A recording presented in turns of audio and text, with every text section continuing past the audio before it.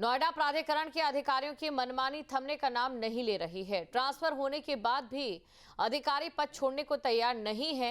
27 जनवरी को वरिष्ठ प्रबंधक सत्येंद्र गिरी का नोएडा यूपी सीडा में ट्रांसफर हुआ, लेकिन शासन के आदेश आने के बाद भी सत्येंद्र गिरी ने पद ग्रहण नहीं किया है।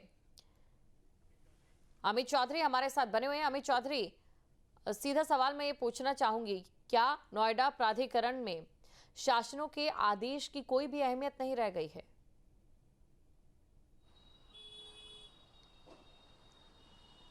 बिल्कुल, देखिए, इस आदेश के सामने आने के बाद जिस तरीके का रवैया नोएडा प्राधिकरण के अधिकारियों का देखने को मिला है, शासन आदेश थे उसमें साफ तौर पर 27 जनवरी को ट्रांसफर किया गया और निचली लाइन में ये भी लिखा गया कि तत्काल इनको कार्यमुक्त किया जाए। बावजूद उसके कार्मिक विभाग या सीनियर अधिकारी जिन लोगों को कार्यमुक्त करना था उन्होंने कार्यमुक्त नहीं किया। उल्टा 24 फरवरी को उनको नया पदभार दे दिया गया। नोएडा प्राधिकरण के अंदर वर्ग सर्कल 6 की जिम्मेदारी दे दी गई, जहां पर भी साल का करोड़ों रुपए का बजट रहता है। ऐसे में शासन आदेशों की सीधे तौर पर अवहेलना है। अब सीईओ को गुमराह करके इस तरीके की पोस्टिंग दी जा रही है या उनको किसी तरीके की जानकारी दी गई है। कार्मिक विभाग के जो सीनियर अधिकारी हैं जिनकी जिम्मेदारी बनती है ट्रांसफर पोस्टिंग को लेकर शासन आदेशों का पालन कराने की, वो क्यों पालन नहीं करा पा रहे हैं? क्या सत्येंद्र गिरी शासन से भी बड़े हो गए हैं या सीईओ भी इसको ट्रांसफर नहीं कर सकते हैं? तो इस तरीके के कई सवाल इस पूरे मामले में भी खड़े हुए हैं। नई तैनाती का पत्र भी न्यूज स्टेट के पास मौजूद है, जिसमें उनको वर्ग सर्कल 6 का प्रभारी बनाया गया और जो ट्रांसफर हुआ था 27 तारीख को,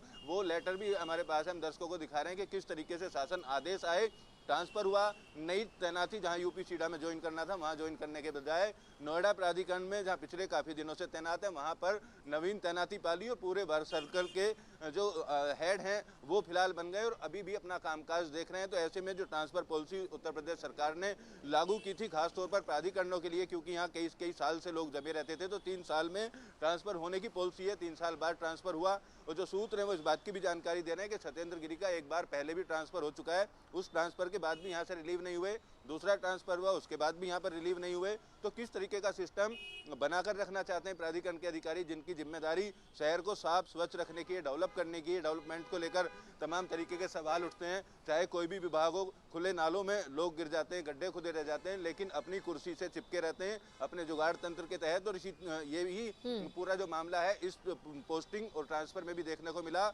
अभी तक सत्येंद्र गिरी को यहाँ से रिलीव नहीं किया गया है। अब न्यूज स्टेट ने पूरा मामला प्रमुखता से उठाया, तो देखते हैं किस तरीके की कार्रवाई होगी। इस पूरे मामले में नोएडा प्राधिकरण के नए सीईओ से भी हमने बात करने की कोशिश की, लेकिन उनकी तरफ से अभी कोई स्पष्ट जवाब नहीं आया। बिल्कुल बिल्कुल अमित, तो प्रशासनिक अनुशासन की खुली अवहेलना यहाँ पर देखने को मिल रही है। शुक्रिया तमाम जानकारी को दर्शकों तक पहुँचाने के लिए।